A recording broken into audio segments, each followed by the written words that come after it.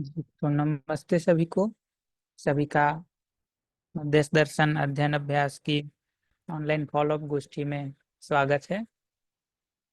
तो मैसेज में तो किसी का आज शेयरिंग का निवेदन नहीं आया हुआ है, लेकिन अभी किसी का मन है, हफ्ते भर में कुछ ध्यान गया हो, कुछ शेयर करने का मन हो, तो स्वागत है। आप अपना हैंड रेज कर सकते हैं।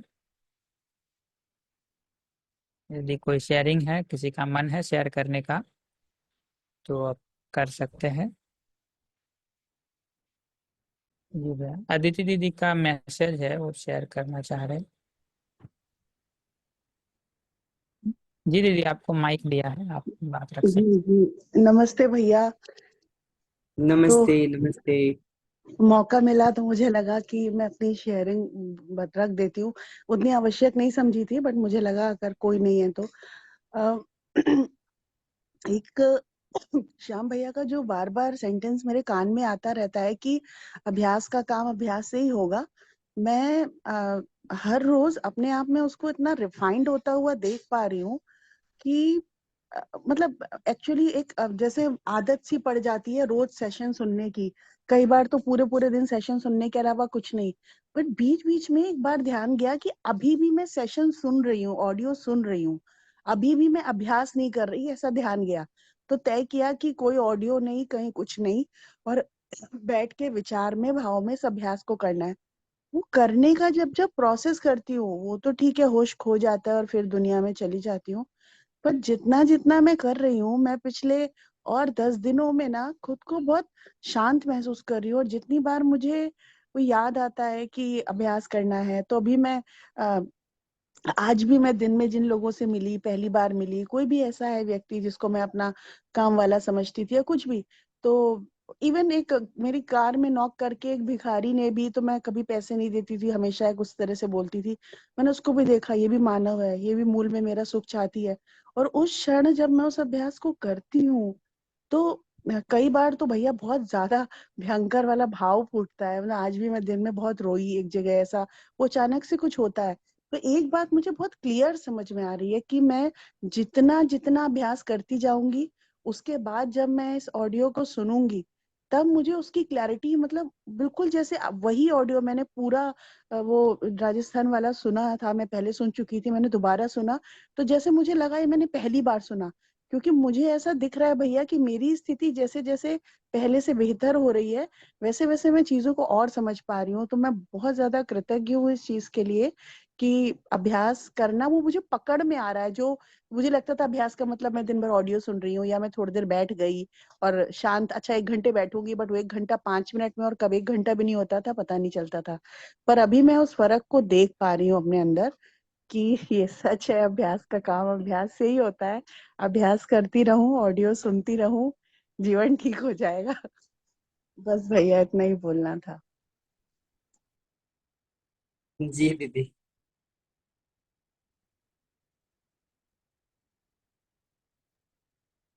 वंदन, हमारे पास पीछे के प्रश्न दिख रहे हैं। एक तो रेणु शर्मा दीदी का दिख रहा है हमको।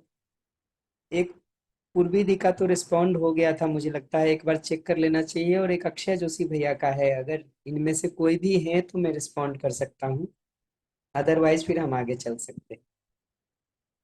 हैं। जी भैया, तो पूर्वी दीदी भी जुड़े हैं, अक्षय भैया भी दिख रहे हैं। और पूर्वी दी से पहले पूछ लीजिए, उनका कोई प्रश्न हो गया है या कुछ उसमें बात करनी है। दीदी, पूर्वी दीदी आपको माइक दिया है, आप बता सकते हैं, अनम्यूट करके बता सकते हैं। जी नमस्ते। नमस्ते।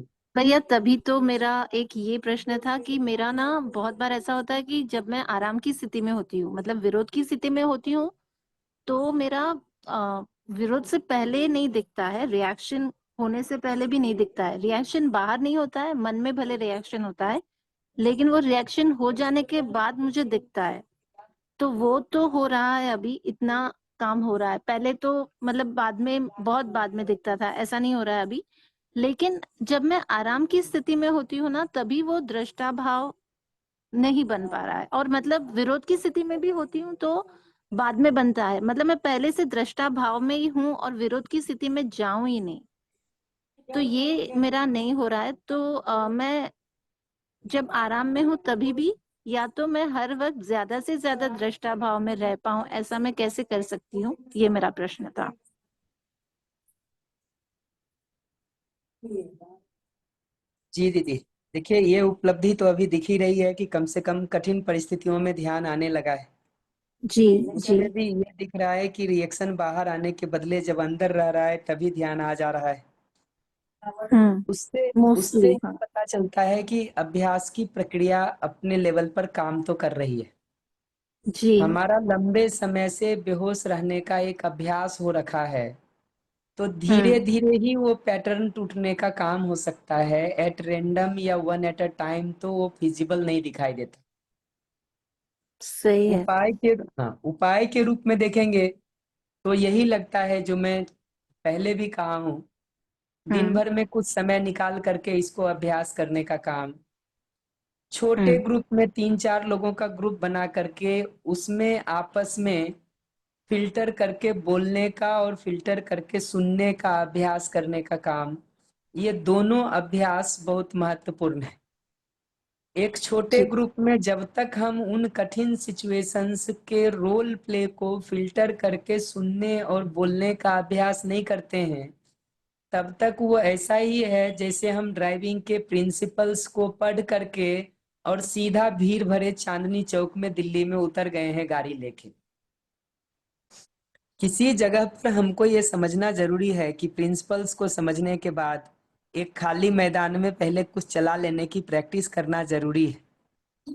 उसके लिए ये उपयोगी लगता हमको कि 3-4 लोगों का एक छोटा ग्रुप बन सके और वीक में हम्म। अल्टरनेट डे कम से कम आधे घंटे का समय निकाल करके हम आपस में उन कठिन सिचुएशंस का रोल प्ले एक दूसरे के साथ कर सकें, और वो भी रियल लाइफ सिचुएशन का, न कि थियोरिटिकल सिचुएशन का। तो जी। जिन सिचुएशंस को आप फेस कर रहे हैं उनका रोल प्ले अगला कर सके और हम उसमें नीड फीलिंग को आर्टिकुलेट करके बोलने का और सुनने का प्रैक्टिस कर सके। हम्म। सुनने भर की भी प्रैक्टिस उसमें ठीक से हो जाएगी ना, तो बहुत बदलाव अपने में दिखाई देगा। कम से कम विरोध के भाव के खत्म होने में तो बहुत बदलाव दिखता है। उतने भर से ही दूसरे को बहुत सारा सहयोग भी हो जाता है, क्योंकि अभी अनजाने में फिल्टर करके जब हम नहीं सुनते हैं, कचरा सुन लेते हैं, तो कुछ हम्म। ना कुछ हम बोल भी देते हैं अगले को, जिससे अगला आहत हो जाता है।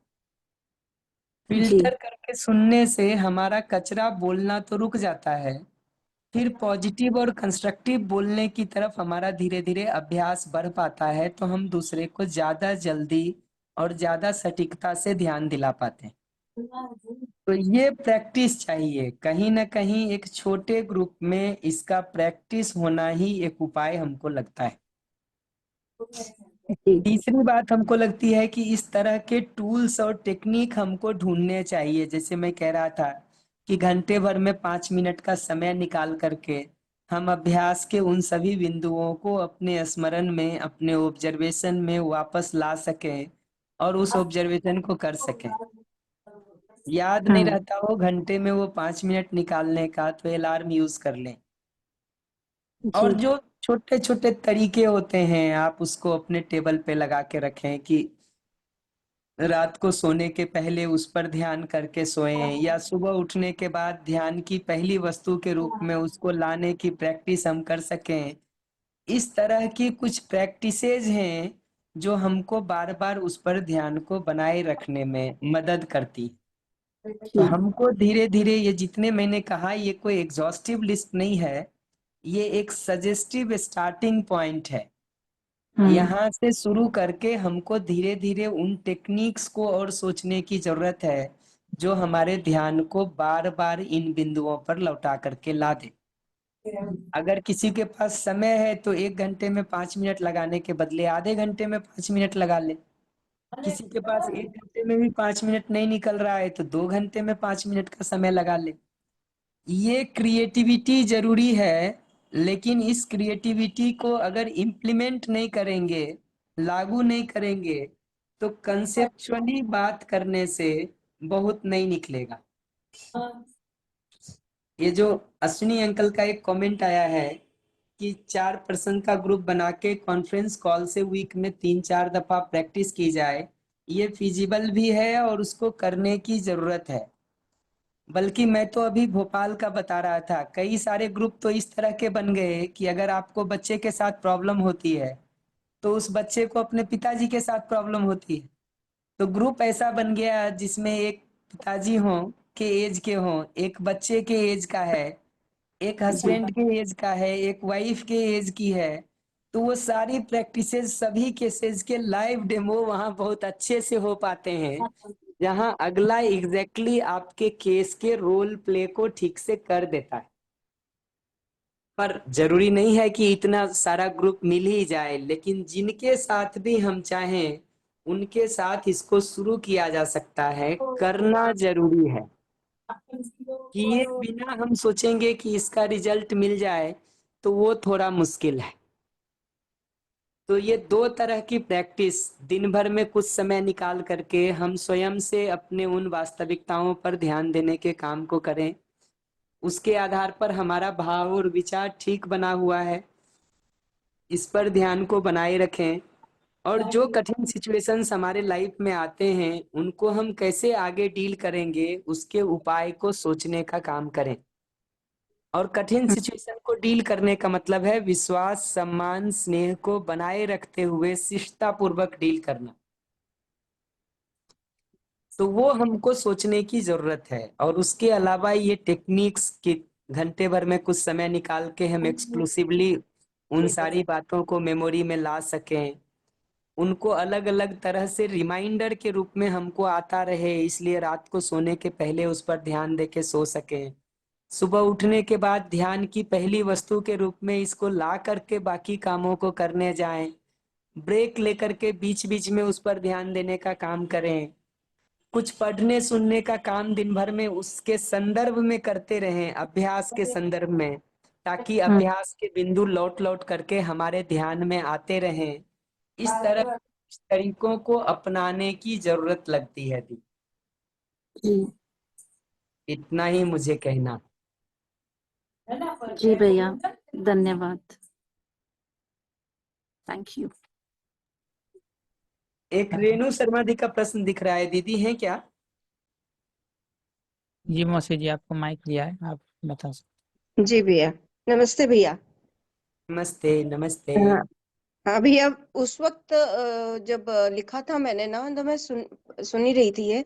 तो मुझे एक बार को, और शुरू से भी मेरा एनवीसी को लेकर के ये था कि ये क्या बात करने का तरीका है, बिल्कुल ना मैकेनिकल सा, सो आर्टिफिशियल। अगर बोलने में गए तो ना उनको साफ ही लग जाएगा कि ये कुछ पड़पड़ा के आ रही है और अब ना प्रैक्टिस कर रही है। लेकिन मैंने उसको प्रैक्टिस किया, लेकिन लैंग्वेज बिल्कुल ही चेंज करके किया। और मतलब मैं बात कह पाई अपनी, हालांकि उसको मुझे एक आध दो बार दोबारा भी कहना पड़ेगा। तो डेफिनेटली मतलब जैसे पहले एक बार एनवीसी सुना, फिर भीलवाड़ा में भी सुना, तब तक भी मुझे क्लिक नहीं किया। लेकिन अभी जो आपने वेडनेसडे वाला ये यहाँ से शुरू किया ना, इस दौरान में क्या है, थोड़ा भाव का भी स्थिरता की कोशिश कर पाई थी मैं। तो उन दोनों के साथ में मिलकर के डेफिनेटली मुझे ये लग रहा है कि बात कैसे कही जाए और सुना कैसे जाए, ये दोनों बातें ना बड़ी ही यूजफुल लग रही हैं अपने डे टू डे में। जैसे ऑब्जर्वेशन है कि जजमेंट है, तो क्लियर कट ही दिखता था कि जजमेंट को ही ऑब्जर्वेशन मान रहे हैं बेसिकली, मतलब बात देखा जाए तो ये हो रहा है। और फिर मतलब नीड क्या है, फीलिंग क्या है, और रिक्वेस्ट कैसे की जाए। तो इस तरीके से बात तो बहुत अच्छे से पहुंच रही है। और जो एक बहुत बड़ा अटकाव था कि ना, कि ठीक है भाव हो गया, सब हो गया, लेकिन मतलब मैंने तो एक्चुअली इसको बहुत समय से मैं बहुत कोशिश कर रही थी कि जैसे बहुत समय से ये मतलब इसका प्रयास था कि भाई आपके भावों की जिम्मेदारी आपकी है। तो चलो ठीक है, अगर कोई नीड भी मुझे अगर कहनी थी तो मैंने नहीं कही है। कोई 10 साल ही निकल गए कि अपनी नीड तो कही नहीं, और जिस चीज का मेरे को ट्रिगर था उसको मैं स्वीकार नहीं कर पाई, तो वो जो उलझन चलती ही रही, वो हुआ ही नहीं रिजॉल्व वो इशू। तो फिर उस बात को कह पाना कि है ना, ये मेरा प्रॉब्लम है, और मतलब इसको कैसे सॉल्व किया जाए। तो वो बात को मैंने एक बार कही है, एक आध 2 दिन का, 2-4 दिन का गैप दे करके दोबारा करूंगी। तो एक तो मेरे को वो इशू मेरे को लगता है कि एटलीस्ट मैं कह तो पाऊं, रिजॉल्व होगा या नहीं होएगा वो बात की बात देखी जाएगी कि कैसे रिजॉल्व करेंगे उसको। और दूसरा एक जगह जो मेरा अटकाव बन रहा था कि जैसे मेरे बेटे और मेरे हस्बैंड के बीच में संवाद नहीं है, और मतलब काफी ऐसे संवाद भी नहीं है और थोड़ा सा विरोध भी है एक दूसरे के लिए। तो वहां मेरे को समझ ही नहीं आ रहा था कि मैं बेटे को कहूँ तो वो बिल्कुल इनकार कर रहा है, हस्बैंड को बोलूं तो उनका भी ये नहीं है कि हम ही समझें क्या, वो नहीं समझेगा क्या, मतलब थिंग्स लाइक दैट। तो अपने हस्बैंड को कहा मैंने इस बात के लिए, तो वहां पे भी मैं संवाद को अच्छे से रख पाई। तो मेरे को ये लग तो रहा है कि भाव स्थिर रहे बिल्कुल, मतलब वो तो प्रायोरिटी है ही है कि वो नहीं डिगे। मतलब बात करते करते भी एक बार के लिए तो मैं उखड़ी थी, लेकिन फिर मैं वापस जम गई है, फिर बात को मैंने रखी तो बात लैंड तो हुई है। तो ये कुछ एक बातें हैं जो कि ना कंटिन्यूअसली रिपीटेडली रेनफोर्स करने की आवश्यकता है कि और हर बार एक ही तरीके से भाव बना के, और उससे भी ज्यादा जरूरी ये है कि अगले को ये लगे कि उसका सुख भी मेरे ध्यान में है, उसकी नीड भी मेरे ध्यान में, मैं सिर्फ अपनी अपनी नीड नहीं रख रही हूँ। वो मेरे को पॉइंट बहुत ज्यादा इंपॉर्टेंट लगा। नहीं तो अदरवाइज यही होता है कि ठीक है तुमको तो अपनी मनमानी ही करनी है, कैसी भी कर लो। तो वो पॉइंट नहीं है। और मैं इस चीज को देख पाई कि अगले का सुख भी मेरे को सुख दे रहा है, ये वाला पॉइंट भी मैं देख पाई थी। तो ये सारी प्रैक्टिसेस के बीच में फिर मुझे एकदम से ध्यान आया कि सम्मान के लिए हम दूसरों के मुंह की तरफ ताकते हैं, लेकिन हम अपने में सम्मान कैसे सुनिश्चित करें, वो वाला पॉइंट मतलब अस्तित्व की मूलभूत वास्तविकता वाला आधार ही रहेगा या कैसे होएगा टू द पॉइंट, मैं वो जानना चाह रही थी। जी भैया।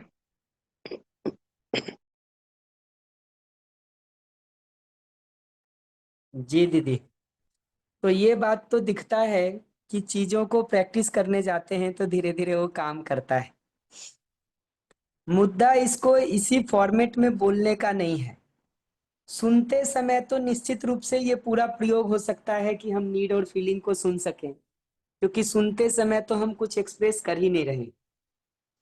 एक्सप्रेस करते समय आप लैंग्वेज चाहे जो भी यूज करें, बट ये इम्पॉर्टेंट है कि नीड और फीलिंग ही कम्युनिकेट हो, ना कि जजमेंट कम्युनिकेट हो, ना कि ब्लेम कम्युनिकेट हो, ना कि क्या करना चाहिए क्या नहीं करना चाहिए के सरमन्स और उपदेश कम्युनिकेट हो।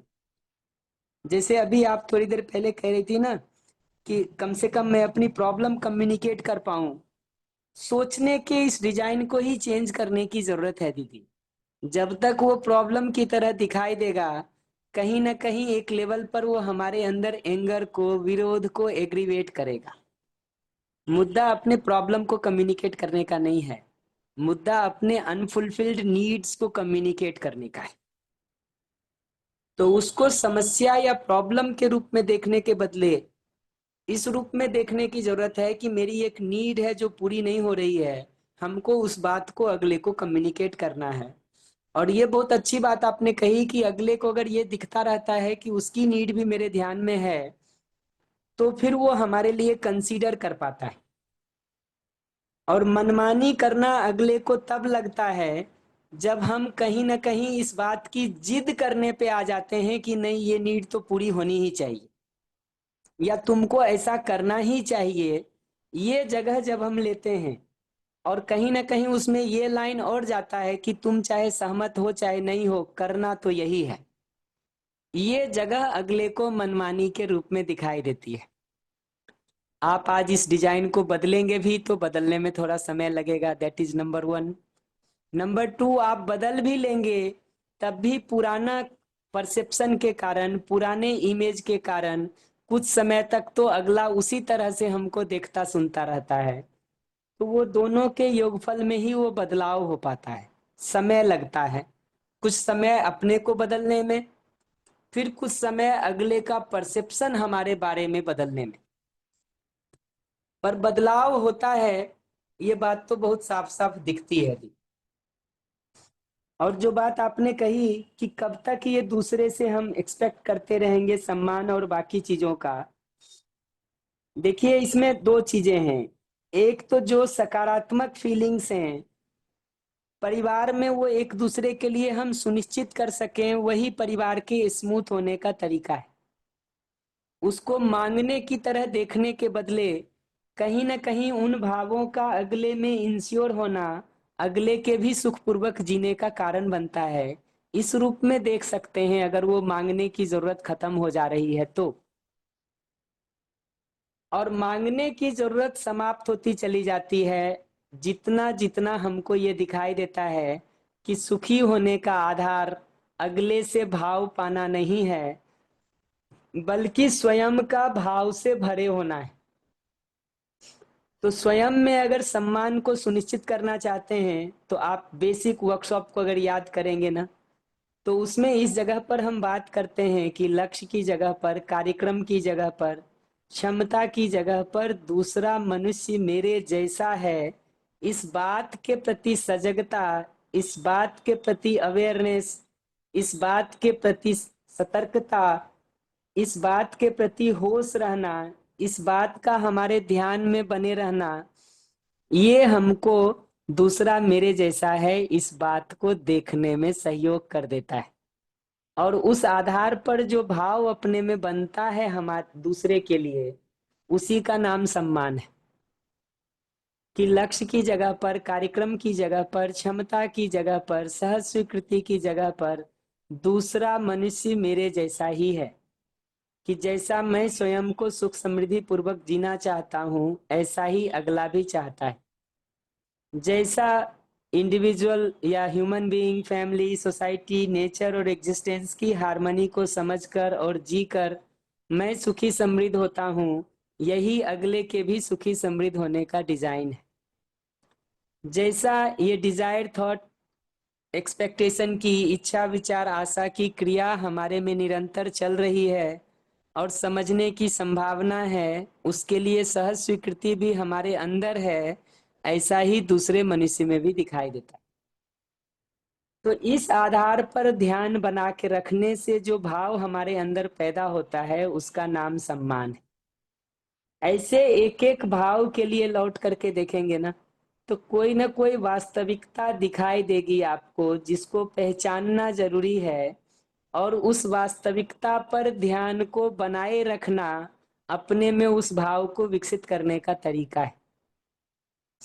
जैसे उदाहरण के लिए मैं एक और बता देता हूं कि कृतज्ञता के भाव को अगर अपने में विकसित करना है तो दूसरे से मिलने वाले सहयोग को, प्रत्यक्ष या अप्रत्यक्ष, डायरेक्ट या इनडायरेक्ट, दूसरे से मिलने वाले सहयोग को हमको पहचानने की जरूरत है और उस पर ध्यान को बनाए रखने की जरूरत है। दूसरे से मिलने वाले सहयोग पर जितना जितना हमारा ध्यान बना रहता है, उन उन समयों में स्वाभाविक रूप से जो भाव हमारे अंदर उत्पन्न होता है उसका नाम कृतज्ञता है।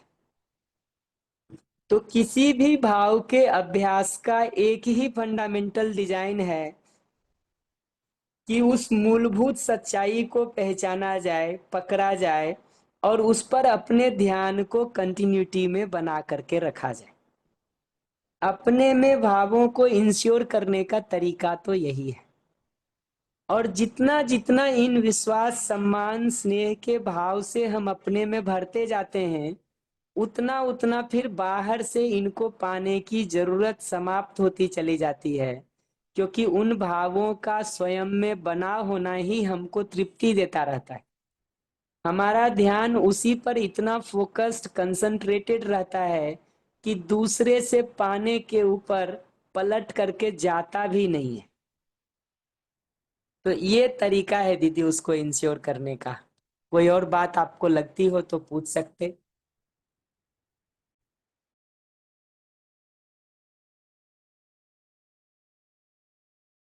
वंदन, उनका जी माइक भैया। अगर म्यूट हो गया। हाँ हाँ जी। हाँ, एक बात तो पकड़ में आई भैया, जो आपने बोला कि ना कि मैं प्रॉब्लम बोल रही हूँ जबकि वो मेरी कोई अनफुलफिल्ड नीड है, जिसको कि मुझे मतलब उस नीड की तरह से रखा जाए, बजाय इसके कि एक प्रॉब्लम है और उसको सॉल्व करना। वो मेरे को मतलब क्लिक हुआ अपनी सिचुएशन में भी।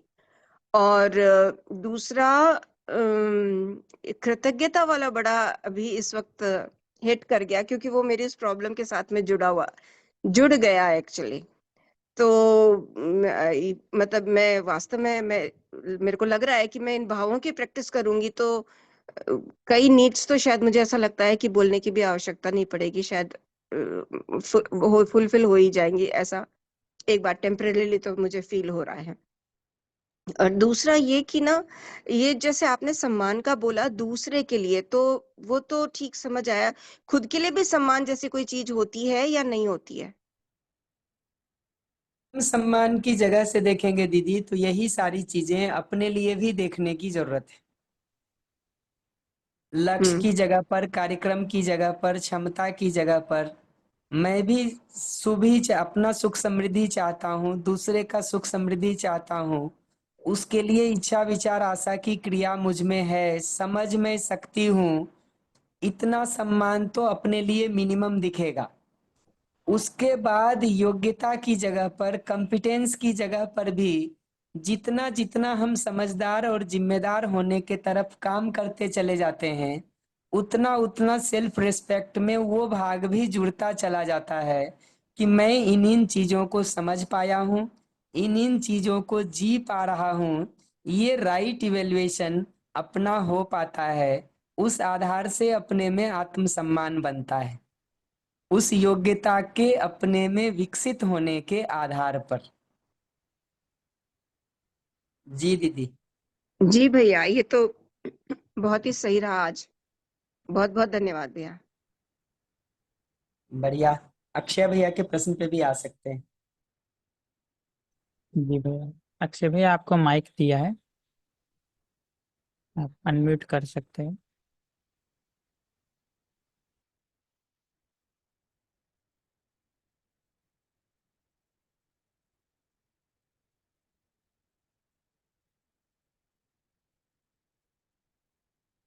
शायद नेटवर्क इनका ठीक नहीं है भैया, वो लेफ्ट हो गए, लेफ्ट कर गए।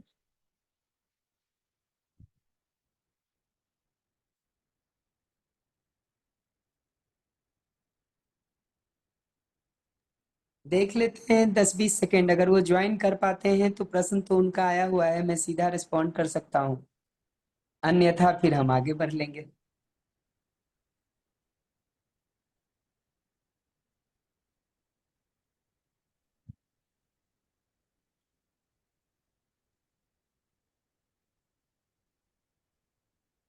हाँ, फिर से जुड़ तो गए वो। भैया आपको माइक प्रोवाइड करा है, आप अनम्यूट कर सकते हैं।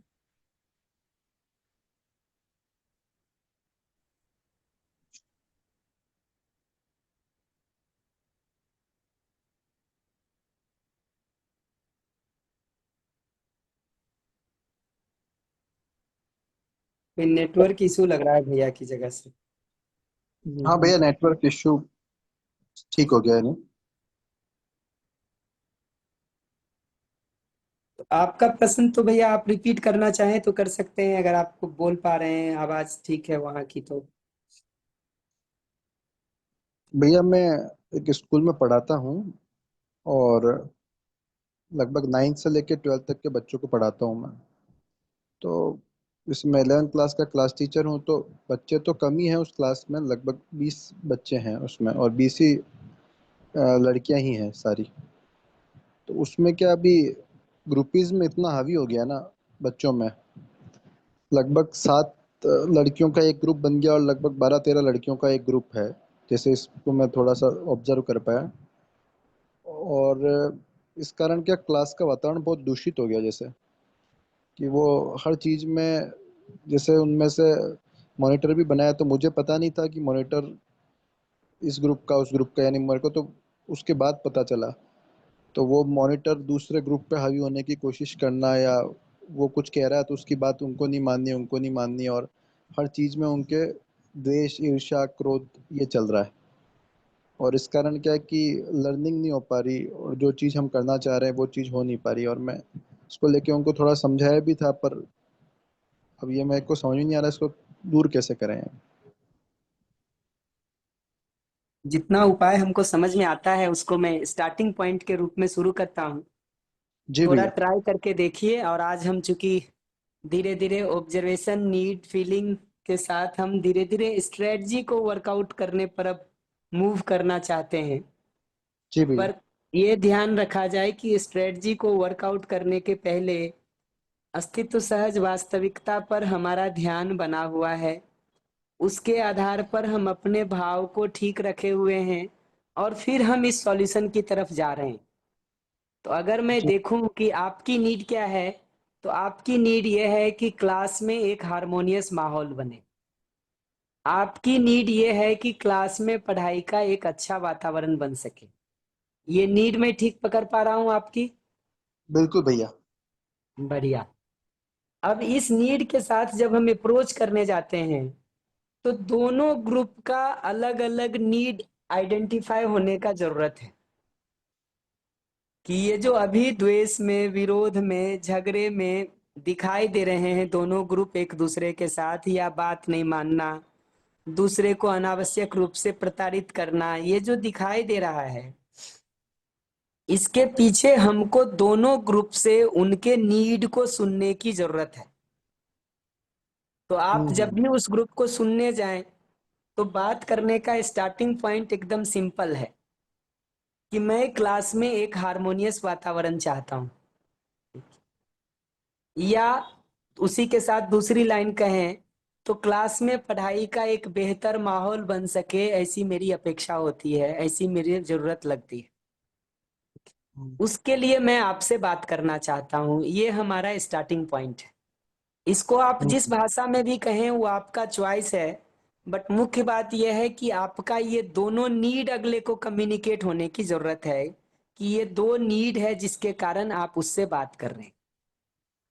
फिर जी जब भैया। आप उसको सुनने जाते हैं, तो उसने तो कोई कम्युनिकेशन की प्रैक्टिस करने रखी है कि वो अपना नीड और फीलिंग बताएगा। वो तो बहुत हम्म सारे जजमेंट और ब्लेम के साथ अगले की शिकायत बताएगा। हम्म उस शिकायत की लंबी लिस्ट को सुन करके हमको पहचानना होता है कि उसका नीड क्या है। जैसे अभी मैं दिल्ली के एक वर्कशॉप में हूँ, एक सेशन में ये बात हो रही थी कि अगला बार बार हमारा अपमान करता रहता है, क्या करें, क्या नीड है इसमें। थोड़ी सी चर्चा में ही ये दिखाई दिया कि अगला अपमान इसलिए कर रहा है क्योंकि हमारी किसी पिछली कही हुई बात से वो दुखी हो गया, बुरा मान गया, इसलिए पलट के उसने हमारा अपमान किया।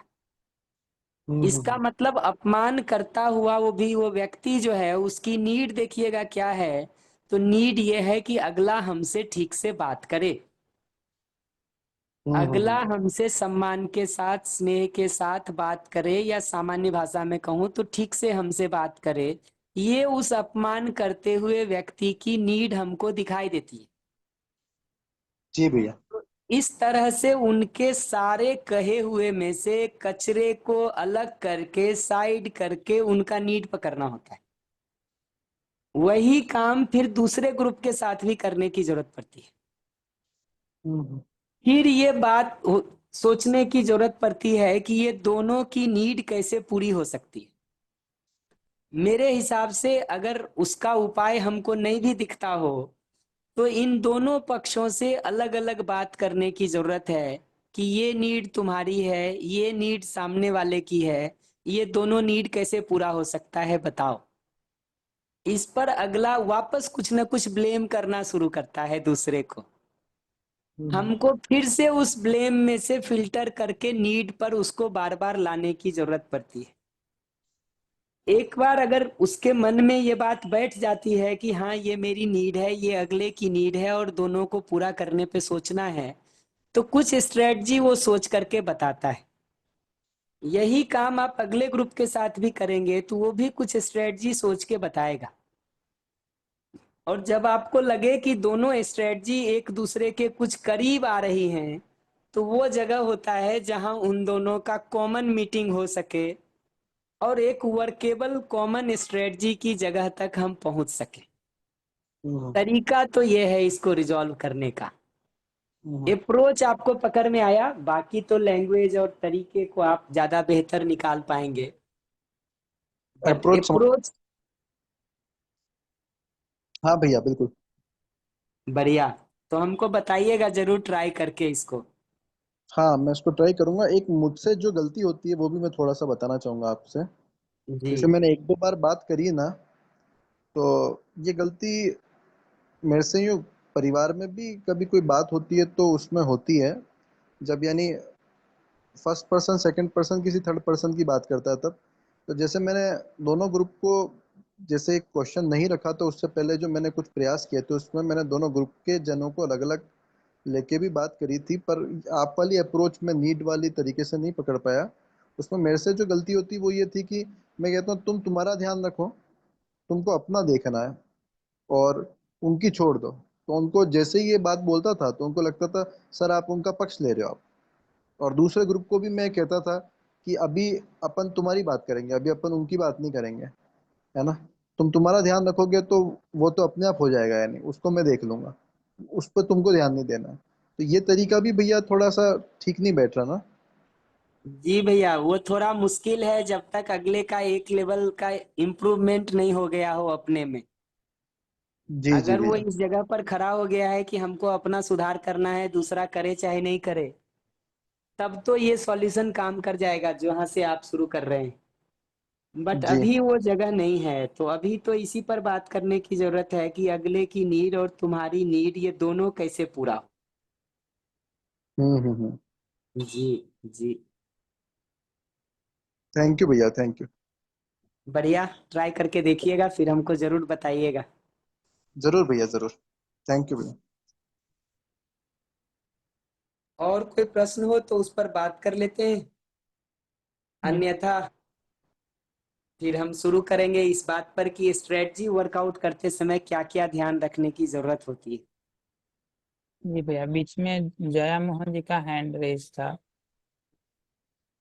अभी तो नहीं है। तो दीदी जी आपको माइक पूछ दिया लीजिए। है, आप बता सकते हैं।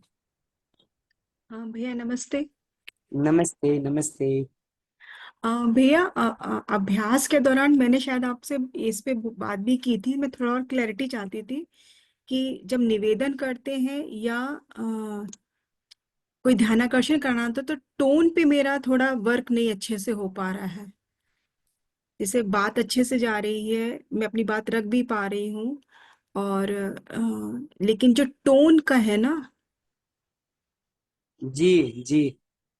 वो भैया अभी भी गड़बड़ाता है मेरा। तो मेरे को, मैं वो बात जो कहना भी चाह रही हूँ, चाहे वो प्रैक्टिस के दौरान हो, चाहे किसी के साथ वार्तालाप के दौरान हो, या अध्ययन के समय भी जब पठन करते हैं ना, अगर मेरे को किसी को ध्यानाकर्षण कराना है तो बात में सही कह रही हूँ, पर मेरे को शायद टोन पे मेरा काम नहीं हो पा रहा है। तो मैं इस पे क्या करूँ, उस पे थोड़ा सा आप क्लैरिटी दीजिए मेरे को। दो में से एक कारण होगा दीदी, या तो बहुत सारा कचरा हम अगले का सुन लेते हैं इसलिए हमारा टोन खराब हो जाता है। अगर ये कारण है तो सारे कचरे को फिल्टर करके सिर्फ नीड को सुनने का अभ्यास किया जाए।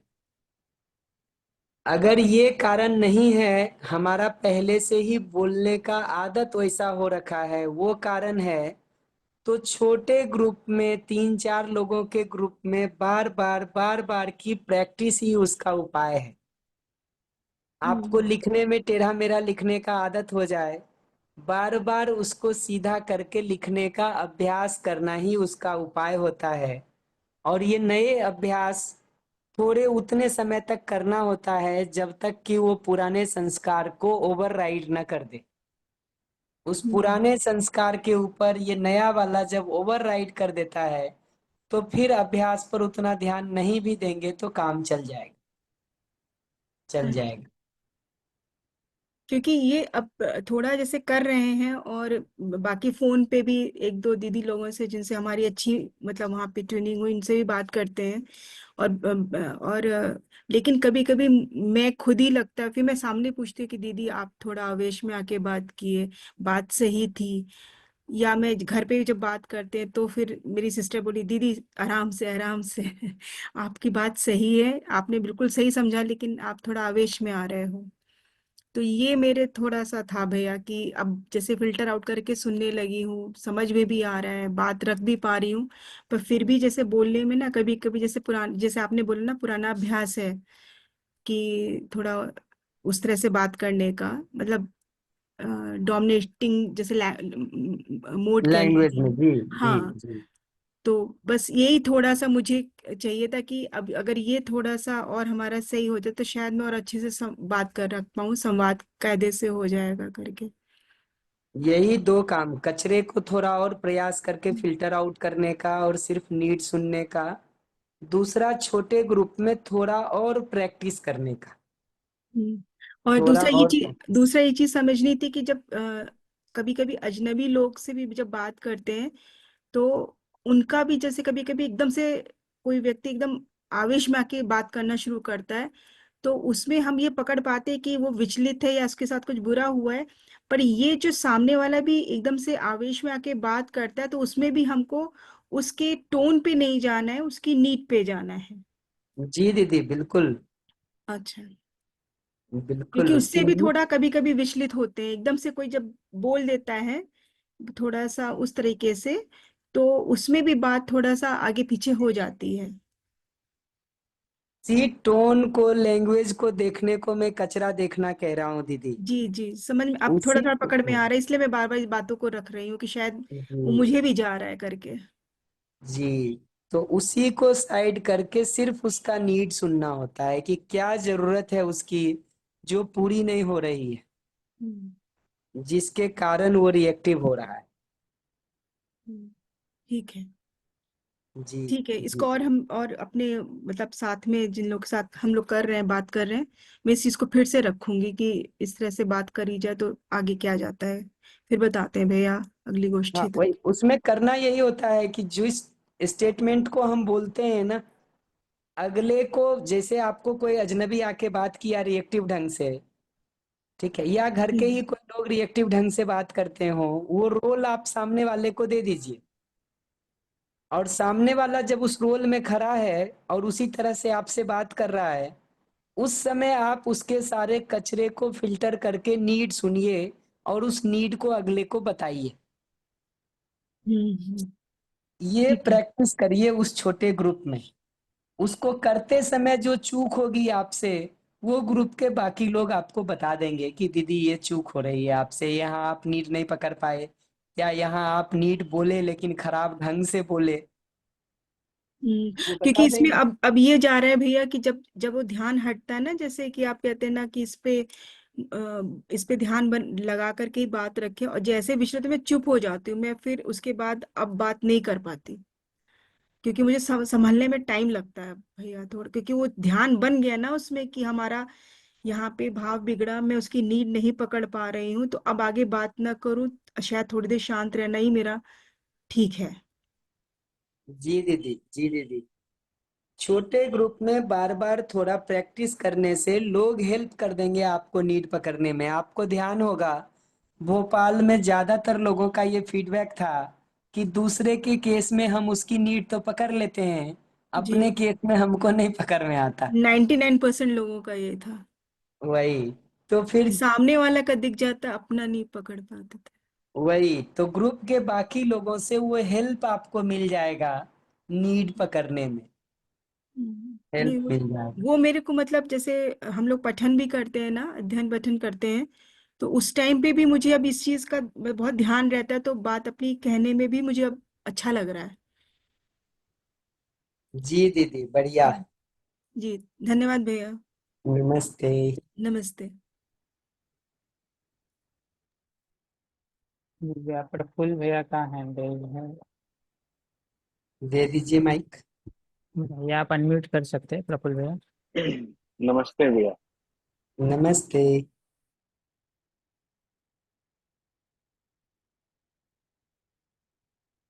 आपकी आवाज डिस्कनेक्ट हो गई समहाउ।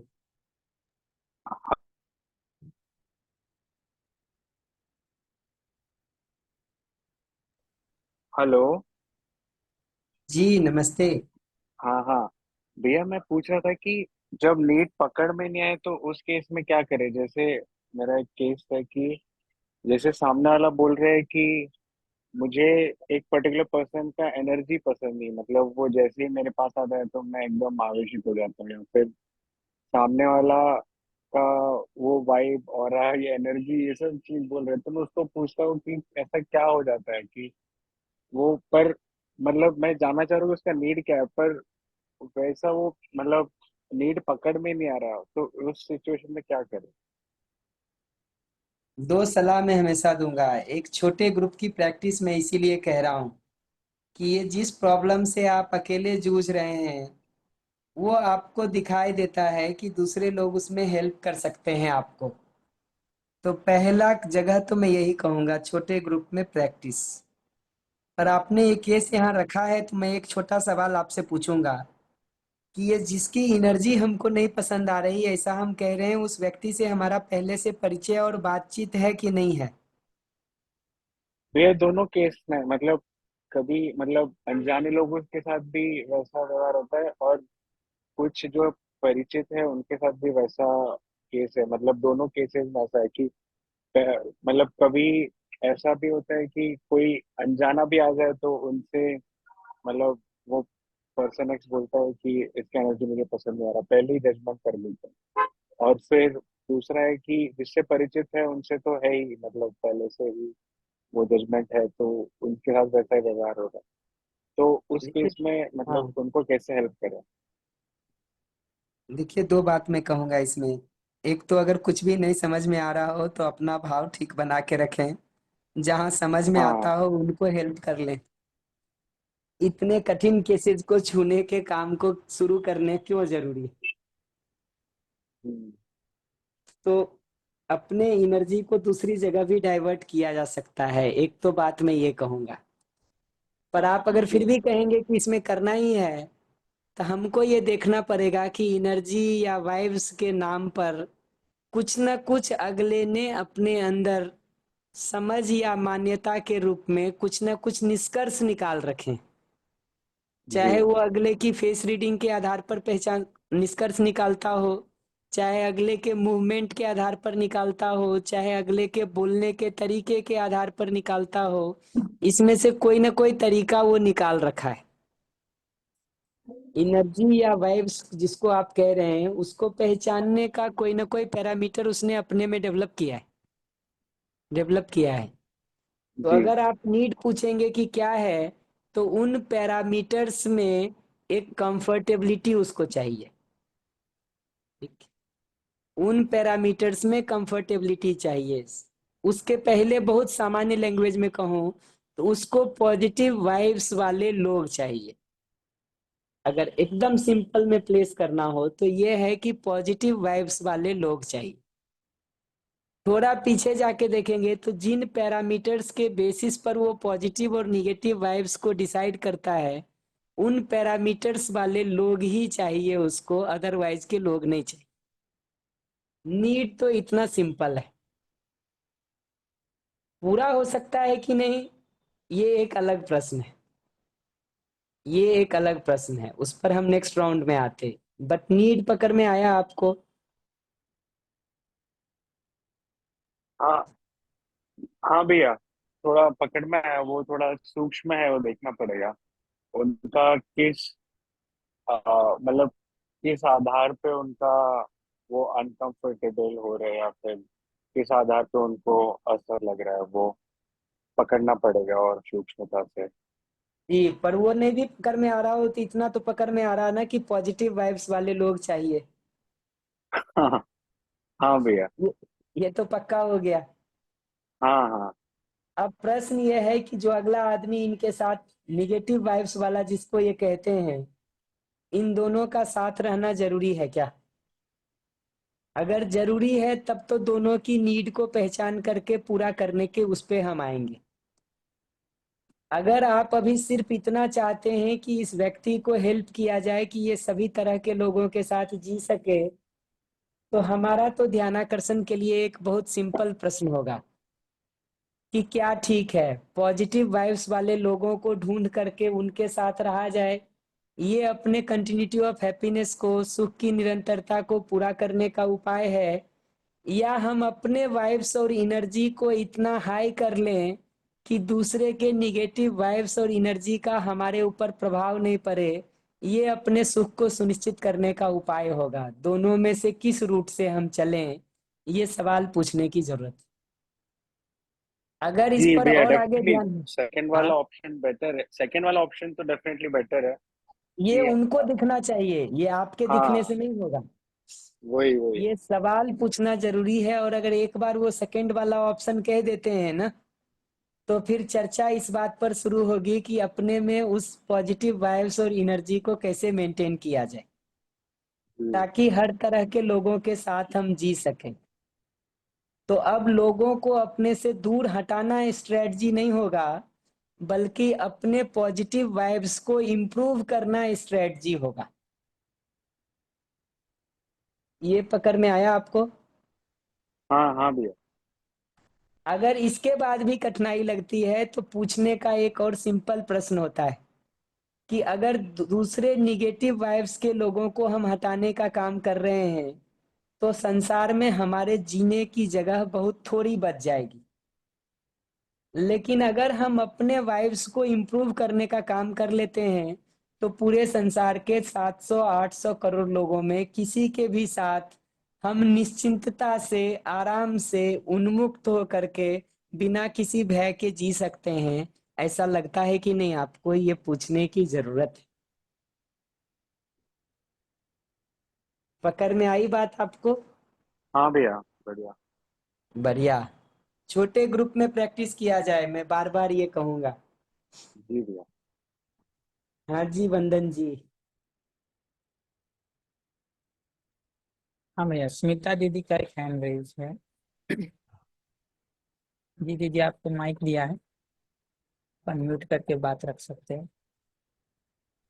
जी नमस्ते भैया। नमस्ते नमस्ते। भैया एक शेयरिंग है मेरी कि शेयरिंग चल रही है ना, अभी कर सकते हैं ना? जी दीदी, जी दीदी, अब माइक है तो जरूर कर सकते हैं। जी, मैंने अभी पिछले मतलब रक्षाबंधन के त्योहार में घर में थोड़े ज्यादा काम हुए और उस समय मैंने ये महसूस किया कि जैसे कोई मेरा काम नहीं करवा रहा है मेरे साथ, तो मेरा स्नेह का भाव कम हो रहा था। लेकिन फिर वो आपकी बात याद आई कि किसी भी स्थिति में आपका स्नेह का भाव कम नहीं होना चाहिए। और जहाँ मेरे को थोड़ी थकान हो रही थी वहां मुझे उम्मीद थी कि काम करवाया जाए मेरे साथ, पर नहीं करना है सामने वाले को, तो उस स्थिति में अपना स्नेह का भाव कम हुआ। मतलब मैंने ये देखा कि मैं बहुत ज्यादा थक गई, परेशान हो गई और उसके बाद मेरा स्नेह का भाव कम भी हुआ, पर मेरे शब्दों में नहीं आया, वो मन में तो रहा। लेकिन धीरे धीरे जब मैंने उसको लेवल किया अपने आप को और मैंने समझा कि जब मेरे शरीर में शक्ति नहीं थी उस स्थिति में स्नेह का भाव कम हो गया, तो इससे कैसे बचा जाए, ये चीज मेरी समझ में नहीं आ रही। बहुत ब्रीफ रिस्पॉन्स कर देता हूँ दीदी मैं इसका। बाकी तो इसको पिछले सेशंस की रिकॉर्डिंग में देखेंगे तो इस पर बहुत डिटेल में बात किया है कि अपने अंदर विरोध का भाव आ रहा हो तो कैसे ठीक करें। पहली जरूरत तो यही होती है कि स्नेह का भाव कम हो रहा है तो उसका कारण हम क्या पहचानते हैं। मूलभूत सच्चाई से हमारा ध्यान हट गया है, इसको कारण पहचानते हैं, या अगला सहयोग नहीं कर रहा है, इसको कारण पहचानते हैं। ध्यान हट गया, यही है, मूलभूत सच्चाई से ध्यान हटना ही कारण है इसका। अगर ये कारण के रूप में हमको पहचान में आएगा तो शिकायत दूसरे आदमी से नहीं होगी, बल्कि मूलभूत सच्चाई के ऊपर हम अपने ध्यान को लाएंगे। इसी तरह और से, हाँ सॉरी, दूसरे दिन मतलब जब शरीर की थकान खत्म हो गई तो फिर वो स्नेह का भाव वापस आ गया, क्योंकि अब वही समझ में बता, आया कि वो गलती मुझसे ही हो रही थी, ये चीज तो मैंने पकड़ी। वही इससे इतना ही पता चलता है दीदी। दूसरी भाषा में कहूँ तो हमारा स्नेह का भाव अभी भी परिस्थिति और वातावरण पर डिपेंड कर रहा है। अच्छा। हमारा स्नेह का भाव हमारी समझ से नहीं आ रहा है, बल्कि दूसरे के व्यवहार से या अपने शरीर में कष्ट और आराम से आ रहा है। तो जी। हमको ये समझना जरूरी है कि स्नेह के भाव का आधार बाहर के वातावरण, परिस्थिति और शरीर की अनुकूलता प्रतिकूलता को बना के रखेंगे या अपनी वास्तविकता की निश्चित समझ को बना के रखेंगे।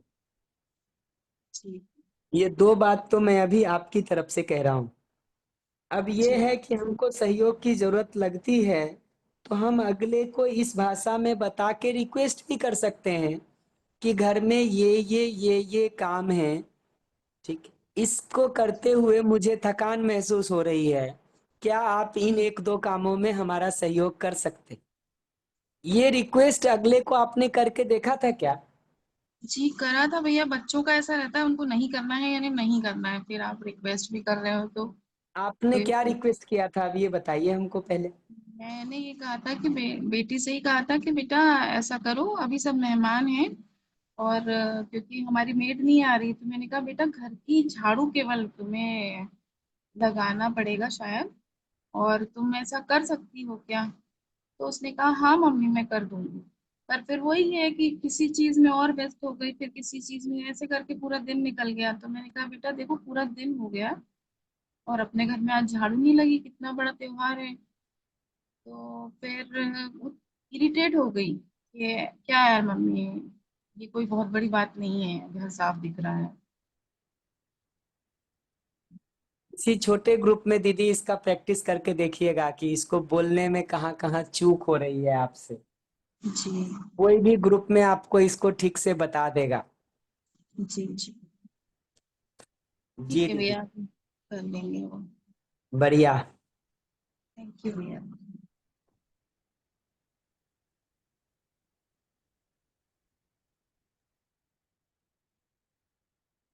और कोई बात जी?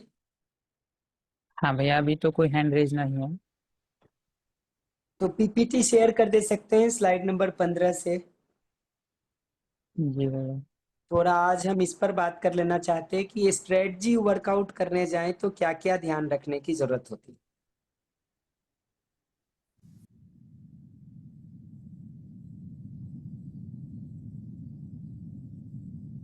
पेपर में 15 नंबर स्लाइड से करेंगे।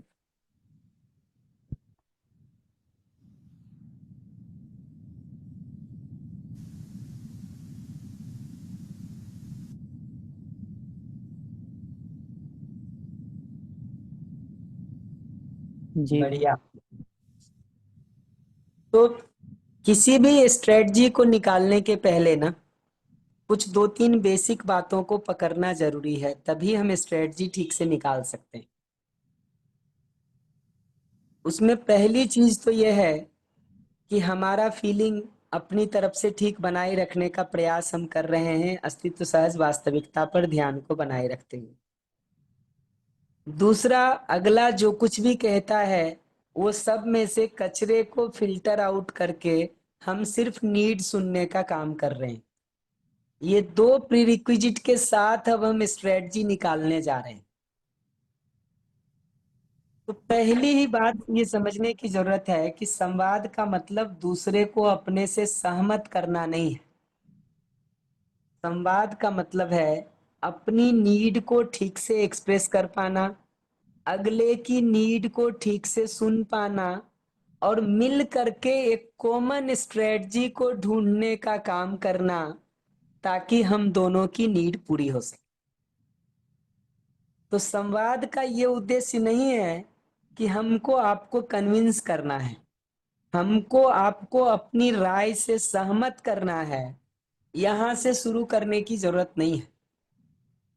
संवाद की जगह यह है कि हम अपनी नीड को ठीक ढंग से एक्सप्रेस कर सकते हैं अगले को, अगले की नीड को हम ठीक ढंग से पकड़ सकते हैं और हम दोनों मिल करके ये दोनों नीड कैसे पूरा हो सकता है या बेस्ट पॉसिबल ऑप्टिमाइज हो सकता है, मैक्सिमाइज हो सकता है, उसको ढूंढने का काम करेंगे।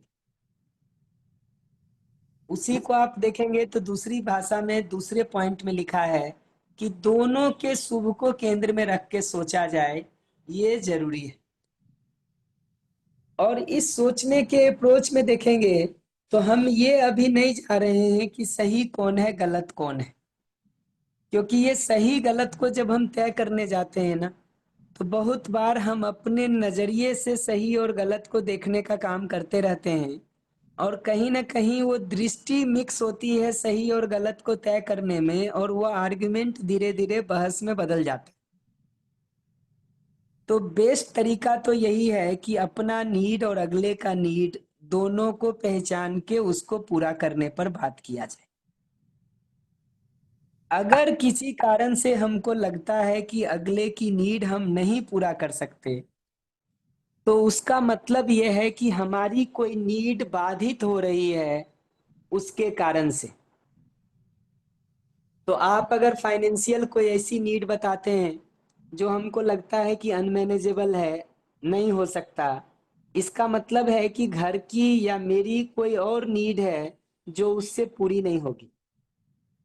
तो अपनी नीड को रखने की जरूरत होती है, बजाय ये कहने के कि तुम्हारी नीड तो ठीक नहीं है, तुम तो फिजूल खर्ची करते हो, तुमको तो घर के लिए कोई सेंस ही नहीं है। इस जगह पर जाने के बदले अपनी नीड प्लेस करने की जरूरत है कि हमारी ये नीड कैसे पूरी होगी, उसको कैसे डील करेंगे, ये पूछने की जरूरत है। ये बताने की भी जरूरत नहीं है कि इससे मेरी ये नीड पूरी नहीं होगी। देखिए, बार बार एक गलती हमसे ये होती है कि हम डिसीजन या जजमेंट से ही शुरू करते हैं कि ये नहीं होगा, ऐसा नहीं हो सकता है, इसको करने से ये नहीं होगा। हमको ये पूछने की जरूरत है कि हमारी ये वाली नीड कैसे पूरी होगी, और अगर वो कोई बेहतर स्ट्रेटजी के साथ आ जाता है जिससे ये दोनों नीड पूरी हो सकती है, तो I must be happy with that. अगर वो फिर से कोई स्ट्रेटजी ऐसी बताता है जिससे हमारी कोई और नीड बाधित हो रही है, हमको वापस अपने उस नीड को प्लेस करने की जरूरत है। तरीका डायलॉग का इतना सिंपल है, अगर नीड की जगह पर ही बात चल रही है तो। अभी हम अगले के ध्यानाकर्षण पर बात नहीं कर रहे कि अगले का ध्यान दिलाएं कि वो सही की तरफ मुड़ सके। अभी तो इन छोटी छोटी चीजों में बहुत बार हम एक दूसरे की नीड को ठीक से पहचान लें और अपनी जहां हमारी नीड नहीं पूरी हो रही है उसको शिष्टता के साथ हम प्लेस कर दें तो रास्ते निकल जाते। इसमें ये 2-3 छोटी बातों का ध्यान रखने का जरूरत पड़ता है। एक तो ये कि हमको अपनी नीड तो नीड लगती है, दूसरे की नीड बेकार लगती है। तो हमको अगर चप्पल अच्छे खरीदने का शौक है तो हमको लगता है ये तो जरूरत है, दूसरे को कैप खरीदने का या गोगल्स खरीदने का शौक है तो लगता है ये तो बेकार है। हमको वीक में एक दिन मूवी देखने का जरूरत लगता है तो हमको लगता है ये तो नीड है। अगले को एक दिन वीक में डिनर करने का नीड लगता है तो हमको लगता है ये तो बेकार की बात कर रहा है। हमको ये ध्यान रखने की जरूरत है कि जिस तरह से स्नेह के भाव का मतलब है, जिस तरह से हम अपनी नीड के लिए कंसर्न्ड हैं, वैसा ही हम दूसरे के नीड के लिए भी कंसर्न्ड हैं। पहला जगह ये है जो हम ध्यान में रखते हैं तब तो स्ट्रेटजी निकल सकता है। अगर अपनी नीड नीड लग रही हो और दूसरे की नीड बकवास लग रही हो तो स्ट्रेटजी नहीं निकल सकता, नहीं निकल सकता। फिर ध्यानाकर्षण का काम हो सकता है आगे जाके, बट पहले तो यही सोचने की जरूरत है कि कहीं ऐसा तो नहीं कि हम भी पार्शियल ढंग से देख रहे हैं और स्नेह का भाव नहीं होने के कारण हम अपनी नीड को नीड की तरह देख रहे हैं और अगले की नीड को बेकार की तरह देख रहे हैं। ऐसा तो नहीं है, वो हमको एक बार रुक के देखने की जरूरत पड़ती है। दूसरा, अगर हमने समझदारी जिम्मेदारी के ऊपर थोड़ा काम किया है तो हमको ये दिखता है कि कई बार अगर वेरिएशन है हमको, तो हम आपकी नीड का ध्यान रख के भी उसमें चल के उतना ही प्रसन्न रह पाते हैं। जैसे आपको रोटी खाने की आदत है, हमको लगता है कि चावल खाना चाहिए, लेकिन अगर हमको शरीर का स्वास्थ्य समझ में आ गया है और स्वास्थ्य की दृष्टि से रोटी में भी हमको कोई तकलीफ नहीं दिखाई देती है, तो हम क्यों नहीं आपके साथ रोटी खाने पे सहमत हो सकते हैं। हम क्यों इस बात की जिद करें कि नहीं तुम चावल खाओ, हम रोटी क्यों खाएंगे, या 15 दिन तुम चावल खाओ 15 दिन हम रोटी खाएंगे। ये डिजाइन नहीं है। स्वास्थ्य की दृष्टि अगर हमारे में विकसित हो गई है तो हम बहुत सहजता से शिफ्ट हो सकते हैं रोटी खाने के ऊपर, बजाय ये जिद करने के कि तुम चावल खाओ। इसी तरह से अगर मान लीजिए कि हमको भी अभी स्वाद के कारण ये लगता है कि चावल खाना ही है, तो बहुत अच्छे से इस बात को प्लेस कर दिया जाए ना कि भाई अभी हमको स्वाद की इस परिस्थिति में जरूरत लगती है, तो महीने में 10 दिन चावल बन सकता क्या, वो पूछा जा सकता है। अगर आप अगले के लिए 20 दिन रोटी को कंसीडर करने के लिए तैयार हैं, तो परिवार में अभी भी अगला इतना बेकार नहीं हुआ है कि आपके 10 दिन के चावल को कंसीडर ना करें। मुझे लगता है कि इस डायलॉग को हमको इनिशिएट करने की जरूरत है कि अगले की नीड के साथ हम अपनी नीड को प्लेस कर सकें, अपनी नीड के साथ अगले की नीड को भी इक्वल इम्पोर्टेंस दे सकें। और किसी जगह पर हमको लगता है कि मूल नीड तो स्वास्थ्य है, रोटी या चावल नहीं है, तो हम अगले की नीड के साथ सहमत हो सके। जैसे मान लीजिए हमको सुबह में वॉक करना पसंद है और आपको लॉन टेनिस खेलना पसंद है। हम अगर ये देख पाए कि ये वॉकिंग की नीड के पीछे फंडामेंटली स्वस्थ रहने का और एक्सरसाइज का नीड है हमारा, तो हम आराम से लॉन टेनिस खेलने में भी शिफ्ट हो सकते हैं, क्योंकि वो स्वास्थ्य का नीड या एक्सरसाइज का नीड लॉन टेनिस से भी पूरा हो सकता जो वॉकिंग से पूरा हो सकता था। हम अगर इस बात को देख पाते हैं तो हम बहुत आसानी से दूसरे की स्ट्रेटजी में शिफ्ट हो पाते हैं। अगर वो हम नहीं देख पाते तो हम अपने स्ट्रेटजी का जिद करते रहते हैं, अगला अपनी स्ट्रेटजी का जिद करता रहता और सॉल्यूशन नहीं निकलता है। तो एक जगह तो बहुत सिंपल ये है सॉल्यूशन को निकालने का कि अपनी नीड के साथ अगले की नीड को भी इक्वल प्रायोरिटी पर रख सकें। दूसरा ये कि जहां हमको स्ट्रेटजी में डिफरेंस दिखाई देता है, वहां अगर हमारी मेन नीड पूरी हो जा रही है तो हम दूसरे की स्ट्रेटजी के साथ सहमत हो सकें। यही हमारी समझदारी का हमको प्रमाण दिखता है, क्योंकि उसमें हम खोते कुछ भी नहीं है। हमको पता है कि मेरी नीड तो पूरी हो ही रही है, चाहे रोटी से हो चाहे चावल से हो, स्वास्थ्य की नीड दोनों से पूरी हो रही है। हमको दिखता है कि हमारा स्वास्थ्य का नीड, हमारा एक्सरसाइज का नीड वॉकिंग से भी पूरा हो जा रहा है, लॉन टेनिस खेलने से भी पूरा हो जा रहा है, तो हम उसमें शिफ्ट कर सकते हैं। इसमें एक जगह ऐसी आती है जहां अगला ही ये बताता है कि उसकी नीड तो ठीक है, तुम्हारी नीड ठीक नहीं। अगला अगर हमको ये बता रहा है कि हमारी नीड ही ठीक नहीं है, तो हमको आर्गुमेंट में जाने के बदले, ये सिद्ध करने का कोशिश करने के बदले कि ये नीड मेरा ठीक ही है, हमको उनके सारे आर्गुमेंट को सुन के अगर ये लगता है कि हम अपना नीड बदल सकते हैं, छोड़ सकते हैं, और नीड छोड़ने का मतलब बेसिकली स्ट्रेटजी छोड़ते हैं, बेसिक नीड तो हमारा किसी और तरीके से फुलफिल हो जाता है। तो अगर हमको लगता है कि हम अपनी उस नीड को छोड़ सकते हैं तो छोड़ देंगे। हमको लगता है कि हम नहीं छोड़ सकते, तो आर्गुमेंट में जाने के बदले हमको सिंपल लाइन प्लेस करने की जरूरत है कि ये चीज मुझे अभी अपनी नीड के रूप में महसूस होती है, इसके मिलने से मैं एक आराम और सहजता की स्थिति को महसूस करता हूँ, इसके अभाव में मुझे कठिनाई होती है, क्या इसमें आप हमारा सहयोग कर सकते? इस बात को आप जिस भाषा में भी कहें, जिस लहजे में भी कहें, जिस तरीके से भी कहें, ब्लेम नहीं होना चाहिए, जजमेंट नहीं होना चाहिए, दूसरे के साथ शिकायत नहीं होनी चाहिए, बट हम सिंपल अपना नीड प्लेस कर रहे हैं, अपना फीलिंग प्लेस कर रहे हैं। उस नीड के पूरा नहीं होने से हमारी फीलिंग किस तरह से खराब हो जाती है उसको प्लेस कर रहे हैं। इतने पर हम एक पॉज लेते हैं रिक्वेस्ट करने के पहले। अगर वो इस नीड से सहमत हो जाता है तो फिर उसके बाद रिक्वेस्ट की जगह बनती है, जहां हम बहुत आसानी से प्लेस कर सकते कि क्या आप हमारे लिए इतना इतना ये कर सकते। तो माइंड इट कि हम इसमें सही गलत के आर्गुमेंट में नहीं जा रहे, हम तो सिंपल ये बात कह रहे हैं कि दी हुई स्थिति परिस्थिति और अभ्यास के कारण महीने में 10 दिन चावल खाना मुझे अपने सहज रहने के लिए जरूरी लगता है।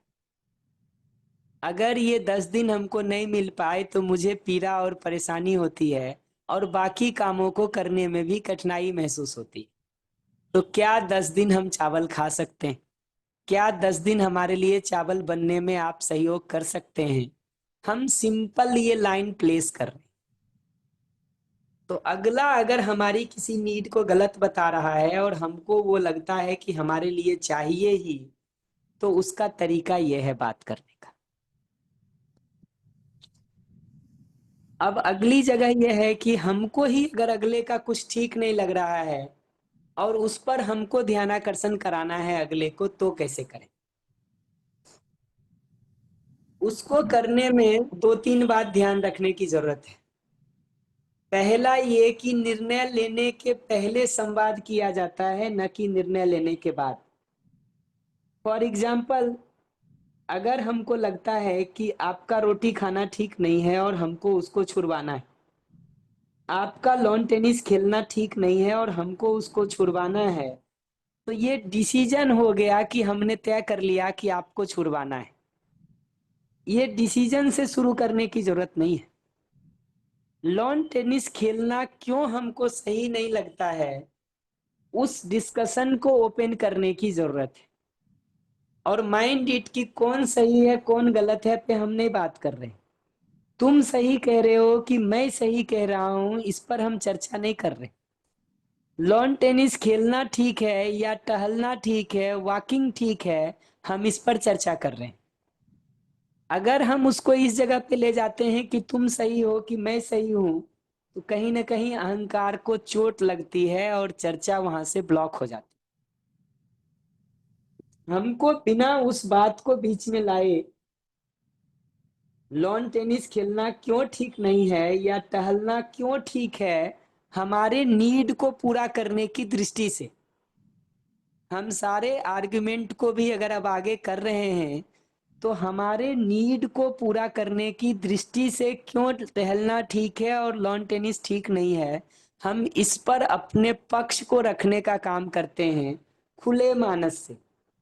खुले मानस का मतलब ये कि अगर अगला अपने नीड के साथ हमारी नीड के पूरा होने को बता पाता है और हमसे ज्यादा बेहतर उपाय बता पाता है, तो हम अपने पुराने जिद और उपाय पर अड़े रहेंगे या उस नए उपाय को स्वीकारेंगे। चर्चा में खुले रहने का मतलब यह है, हम अगर खुले नहीं हैं और डिसीजन पहले से फिक्स कर रखे हैं कि नहीं हम तो टहलने के लिए ही तुमको कन्विंस करेंगे, तो हम भूल गए हैं अपने फंडामेंटल नीड को कि हमारा मेन नीड जो है वो टहलना नहीं है, शरीर का स्वास्थ्य है, उसके लिए एक्सरसाइज है। तो उसको ध्यान में रख करके अगर हम डिस्कशन और डायलॉग को करते हैं और क्यों हमको ये नीड को पूरा करने का ये तरीका लगता है उसको हम बताते हैं और अगला भी अपने पक्ष को बता पाता है, तो जिसमें उसके ज्यादा पूरा होने की संभावना दिखे उसको कर लिया जाए। वर्स्ट केस में मानता हूं मिनिमम की जगह क्या है, अगर खराब से खराब सिचुएशन भी होगा तो न्यूनतम जगह क्या होगी उसको अगर मैं देखता हूं, तो वो जगह मुझे ये दिखाई देती है कि अगर सारी डिस्कशन के बाद भी आपको लगता है कि लॉन टेनिस ही ठीक है और हमको लगता है कि वॉकिंग ही ठीक है, तो दो में से एक सॉल्यूशन निकल सकता है। या तो हम दोनों अपने अपने ऑप्शन को थोड़े दिन के लिए ट्राई कर लें, बिना मन खराब किए हुए, अपनी मैत्री और आत्मीयता को बनाए रखते हुए थोड़े दिन के लिए दोनों ऑप्शन को हम लोग ट्राई करके देख लें, बाद में रिव्यू कर लेंगे, जो ठीक लगेगा उसको कर लेंगे। या अगर हमको लगता है कि दूसरे के ऑप्शन में शिफ्ट कर जाने से हमारा कोई बहुत नुकसान नहीं होने वाला है, बहुत छोटे मोटे कुछ प्रभाव पड़ेंगे, तो हम आपके निर्णय से सहमत होकर के लॉन टेनिस भी खेल सकते हैं। यद्यपि हमको दिखता है कि वॉकिंग एक बेटर ऑप्शन है, लेकिन हमको ये दिख रहा है कि लॉन टेनिस में भी कुछ ज्यादा खराब नहीं है, इससे कम बेहतर ऑप्शन है, बट इतना नुकसानदेह भी कुछ नहीं है उसमें, तो हम उस पर शिफ्ट हो सकते। लेकिन अगर नुकसानदेह ही लगता हो तो सम्मान और मैत्री के साथ अपने अपने ऑप्शन को ट्राई करने की जरूरत है। ये मिनिमम है जहां गिर करके हम पहुंच सकते हैं। इससे नीचे गिरने की जगह नहीं है कि हम एक दूसरे के लिए विरोध करेंगे, एक दूसरे का अपमान करेंगे, एक दूसरे का कपड़ा फाड़ेंगे, एक दूसरे के काम में समस्या करेंगे, एक दूसरे के काम की आलोचना करते रहेंगे, शिकायत करते रहेंगे, ब्लेम और जजमेंट करते रहेंगे। ये जगह इसमें नहीं बनती। वो जगह अगर बन गया, इसका मतलब हमने फंडामेंटली विश्वास, सम्मान, स्नेह को ही अपनी ओर से स्थिर नहीं रखा, तो ये फिर समाधान नहीं है, ये फिर समस्या को ही मल्टीप्लाई करना है, उसी को एग्रीवेट करना है, उसी को आगे बढ़ाना है। इसके बाद एक बात मैं और कहूंगा, और इसमें ये इम्पोर्टेंट बात है कि निर्णय लेकर के हम संवाद कर रहे हैं कि हम अपनी बात को एक प्रस्ताव के रूप में देख करके संवाद कर रहे हैं। प्रस्ताव और निर्णय का अंतर यही है। निर्णय का मतलब है कि वो फर्म है कि यही होना है, फिर हम दूसरे को कन्विंस करने का प्रयास करते हैं, न कि दोनों की नीड कैसे पूरी हो उसकी स्ट्रेटजी ढूंढने का। प्रस्ताव का मतलब यही है कि हम खुले हैं सब तरफ से ये देखने के लिए कि अगर कोई बेहतर ऑप्शन मिलता है तो हम उस पर शिफ्ट होने के लिए तैयार हैं। बहुत छोटी छोटी जगहों पर हमसे चूक होती है। जैसे दीदी उदाहरण में बता रही थी ना, हम डिसीजन से ही शुरू करते हैं कि घर में झाड़ू लगना जरूरी है, ये निर्णय हो गया, अब अगले के साथ हम बात करते हैं। बात इस जगह से करने की जरूरत है कि हमको घर में सफाई की जरूरत लगती है, खास करके ऐसे पर्व त्योहार और महत्वपूर्ण अवसरों पर और ज्यादा जरूरत लगती है। क्या उसके लिए ये फंडामेंटल नीड है। इसको प्लेस करने के बाद, इसमें सहमति के बाद अगली जरूरत बनती है झाड़ू लगाने पर चर्चा करने की। आप पूछेंगे क्या हर समय इसी तरह से चर्चा करने की जरूरत है? बिल्कुल नहीं जरूरत है, अगर आपका एक दूसरे के साथ डायलॉग नहीं फंसता हो तो।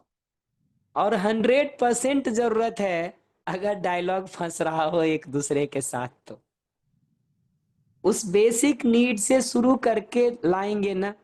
दोनों का फर्क ये होता है कि जब हम निर्णय पहले लिए हुए हैं ना, तो अगले को कहीं ना कहीं ये लगता है कि अगला निर्णय लेके हमको अपने हिसाब से चलाता है। उसको लगता है कि हम मनमानी करके उसके ऊपर थोप देते हैं। अगले को लगता है कि वो एक गुलाम जैसा जीवन जी रहा है, उसको अपने रहने जीने करने की स्वतंत्रता नहीं है। लेकिन अगर डिसीजन प्रोसेस में आप अगले को इन्वॉल्व करते हैं तो वो डिसीजन हमारा ज्वाइंट डिसीजन होता है, कॉमन डिसीजन होता है। उस डिसीजन को अगला भी ओन करता है, उसको वो अपना डिसीजन लगता है, और उसको करते हुए उसको स्वतंत्रता महसूस होती है, न कि दबाव महसूस होता है, न कि स्वतंत्रता महसूस होती। डिसीजन लेते समय अगर हमारा पार्टिसिपेशन होता है, उस निर्णय को हम एक तरह से देखते हैं। डिसीजन पहले ले लिया गया हो और फिर हमको कम्युनिकेट किया जाता है, उस डिसीजन को हम बिल्कुल दूसरी तरह से देखते हैं।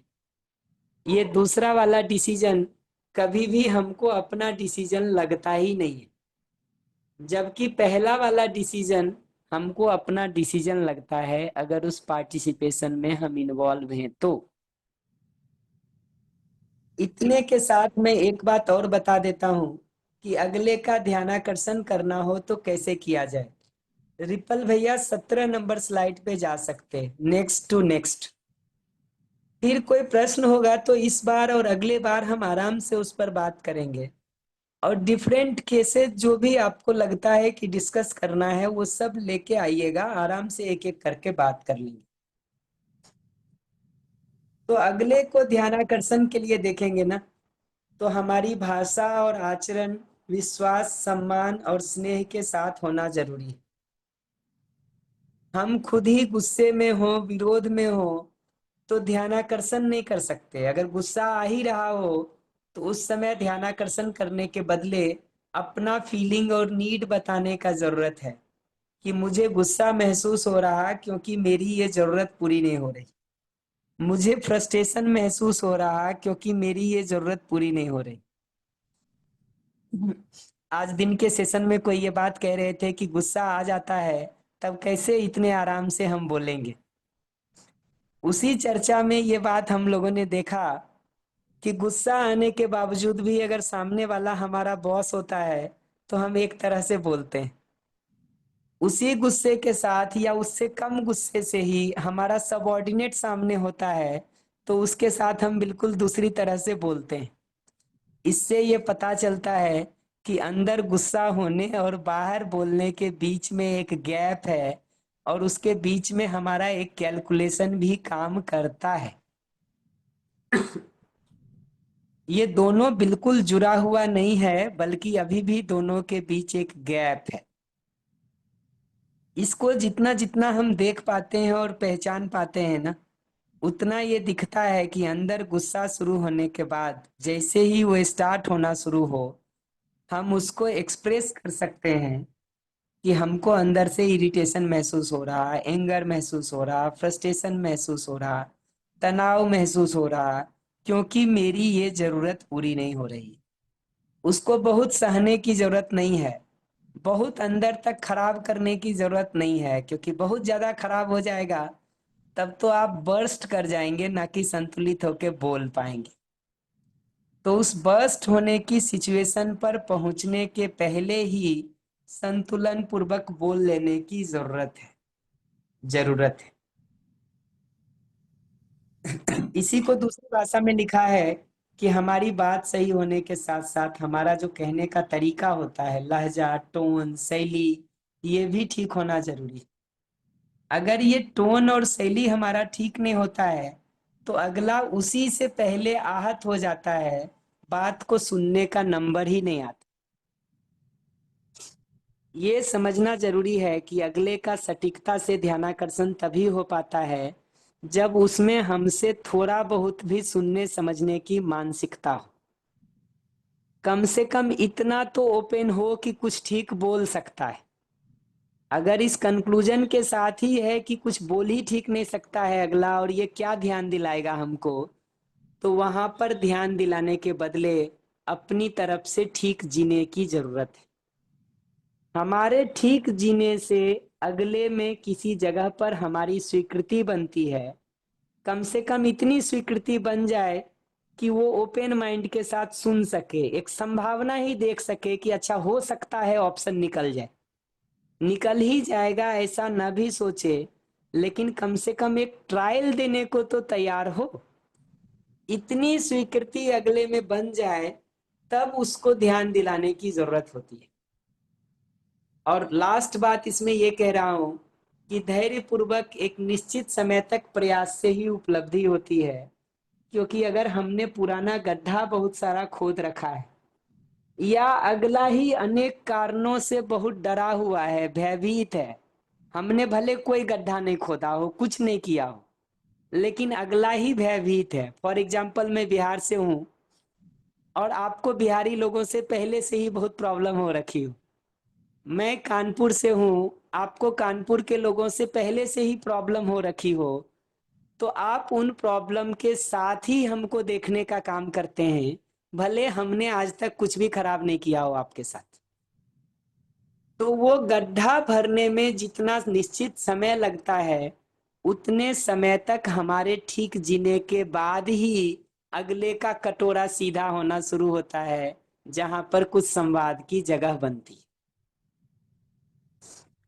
संवाद में बताने की जगह पूछना ज्यादा अच्छा ऑप्शन है आज के दिन, क्योंकि बताने से हम जैसे ही शुरू करते हैं, कितना भी प्रस्ताव से आप उसको कहिए, उसका सुनते सुनते ऐसा आदत हो गया है कि उसको प्रस्ताव और रिक्वेस्ट भी कई बार ऑर्डर की तरह ही सुनाई देता है। तो भले आप सचमुच ईमानदारी के साथ रिक्वेस्ट या निवेदन ही कर रहे हो, लेकिन अगले को वो ऑर्डर की तरह सुनाई देता है, क्योंकि कई बार उसने इस निवेदन को मैनिपुलेशन की टेक्निक के रूप में दूसरे को करते देखा है और खुद भी यूज किया है कई बार। चूंकि उसने खुद भी यूज किया है इसको मैनिपुलेशन के टूल के रूप में, इसलिए उसको लगता है कि ये जो आप निवेदन कर रहे हैं ये सिंसियर और ऑनेस्ट रिक्वेस्ट नहीं है, बल्कि एक मैनिपुलेशन का टूल है। तो इसलिए हमको ज्यादा अच्छा ऑप्शन लगता है कि स्ट्रेटजी बताने के बदले नीड को बता करके स्ट्रेटजी को पूछने की जरूरत है कि ये नीड हमारी है, ये नीड आपकी है, ये दोनों कैसे पूरा हो सकता है, ये पूछने की जरूरत है। इस पूछने का एक बेनिफिट ये भी दिखाई देता है कि अगला उस पर सोचना शुरू करता है। जब वो सोचना शुरू करता है ना, और उसको दिखता है कि ये दोनों नीड नहीं पूरा हो सकता है, वो खुद ही अपनी नीड को भी रिकंसीडर करने का काम करता है और हमको भी कहता है कि आपको भी नीड रिकंसिडर करना चाहिए, इतना तो हो नहीं सकता है। अब ये प्रस्ताव उसकी तरफ से ही आना शुरू होता है, वो हमारी नीड को भी कुछ कम करने के लिए कहता है और साथ में अपनी नीड को भी कुछ कम करने की सोच पाता है, क्योंकि अब उसने सोचना शुरू किया है कि स्ट्रेटजी मिल नहीं पा रही है उसको। उसके बदले अगर हम स्ट्रेटजी बता रहे होते हैं ना, तो हर बार सिर्फ वो एक ही चीज देखता है कि मेरी नीड पूरी हो रही है कि नहीं, और नहीं पूरा होता है तो वो वापस ब्लेम में, जजमेंट में, शिकायत में, चीखने चिल्लाने में, तुम तो अपना ध्यान रखते हो, मेरा रखते ही नहीं हो, ऐसा बोलना शुरू कर देता है। क्योंकि उसने तो कोई संवाद के इन चीजों को सीखा नहीं है कि कैसे बोलना होता है और कैसे भाव ठीक रखना होता है। इसलिए बताने की जगह पूछना बेस्ट ऑप्शन है। जजमेंट के बदले प्रेसाइज ऑब्जर्वेशन की जरूरत है, ना कि एग्जैगरेटेड ऑब्जर्वेशन की। जैसे अगर आप वीक में 3 दिन लेट आते हैं और मैं उसको ये कह दूं कि तुम तो रोज ही लेट आते हो, तो आप तुरंत ही जस्टिफाई करना शुरू कर देते हैं, मंडे कहाँ लेट आया था, ट्यूसडे कहाँ लेट आया था, कल ही तो लेट हुआ। अगर उसको हम प्रेसाइज कहते हैं कि 3 दिन तुम लेट आए, तो उसको मसाला नहीं मिलता है उलझने के लिए। ऐसे ही अगर मैंने आपको क्लास में 10 मिनट मोबाइल चलाते देखा है और मैं ये कहता हूं कि आप क्लास में 10 मिनट मोबाइल चला रहे थे, तो ये ऑब्जर्वेशन है। मैं अगर ये कहता हूं कि आप पूरे दिन क्लास में मोबाइल पे लगे रहते हैं, तो तुरंत ही आप बताना शुरू कर देते हैं कि कौन कौन से सेशन में कब कब आप मोबाइल नहीं छू रहे थे। आप बाहर न भी बताएं, आपके मन के अंदर वो चलना शुरू हो जाता है। इसलिए ऑब्जर्वेशन को एग्जैगरेट करने की जरूरत नहीं है, बढ़ा चढ़ा के बोलने की जरूरत नहीं है, बल्कि थोड़ा भी बढ़ा चढ़ा के बोलेंगे ना, तो वही मसाला, वही रैपर अगले को उलझाने का काम कर देता है और फिर चर्चा की जगह बदल जाती।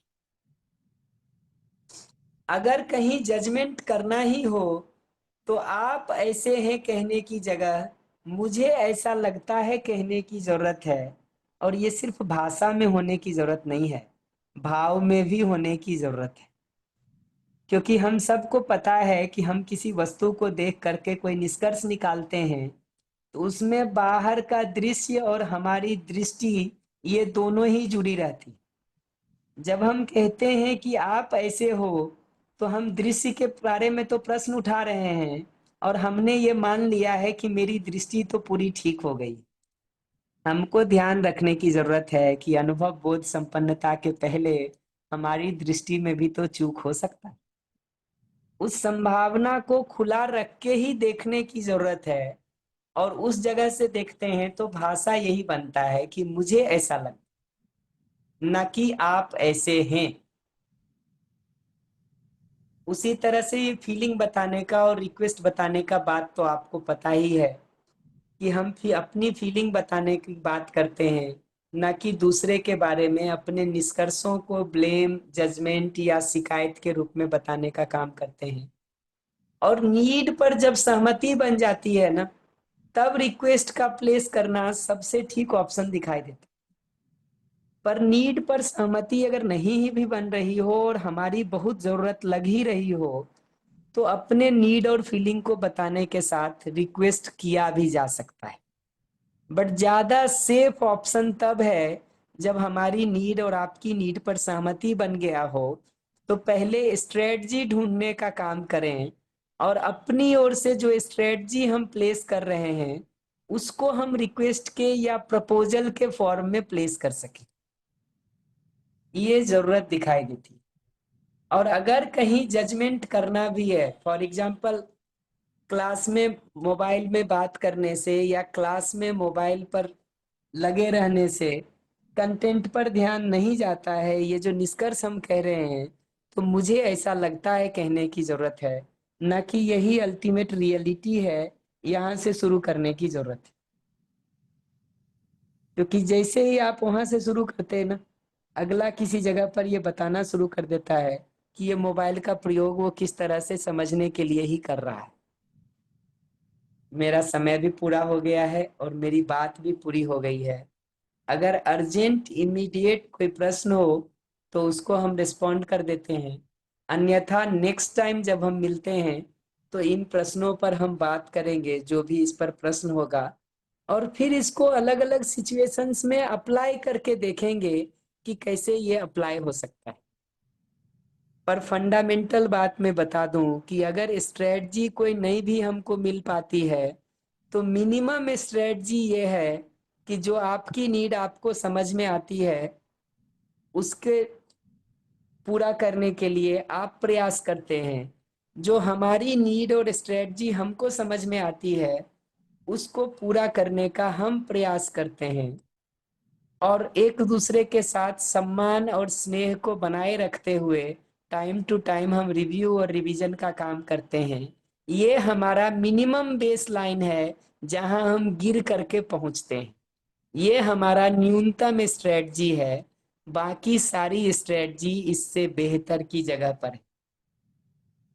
रिकॉर्डिंग का रिक्वेस्ट आया हुआ है, रिकॉर्डिंग तो हर बार आ ही जाएगी, तो उसी प्लेलिस्ट पर आपको ये रिकॉर्डिंग मिल जाएगी। मुझे लगता है कल किसी समय तक वंदन भैया उपलब्ध करा ही देंगे उसको। तो मैं अपनी बात को एक बार के लिए यहाँ पर रोक लेता हूँ। नेक्स्ट टाइम इसमें जो भी और प्रश्न होगा उसको हम चर्चा कर लेंगे। वंदन, कोई अर्जेंट क्वेश्चन तो नहीं है किन्हीं का? हाँ जी भैया, बार पूछ लेते हैं सभी से। किसी का कोई अर्जेंट क्वेश्चन हो तो आप हैंड रेज कर सकते हैं, आपको। माइक अनम्यूट कर दीजिए सभी लोगों का, कोई दिक्कत नहीं। जी भैया, ठीक है जी। सभी के पास माइक अवेलेबल है, किन्हीं का कोई प्रश्न है तो आप रख सकते हैं। बहुत अर्जेंट हो तभी, अन्यथा समय हो गया है तो अगली बार।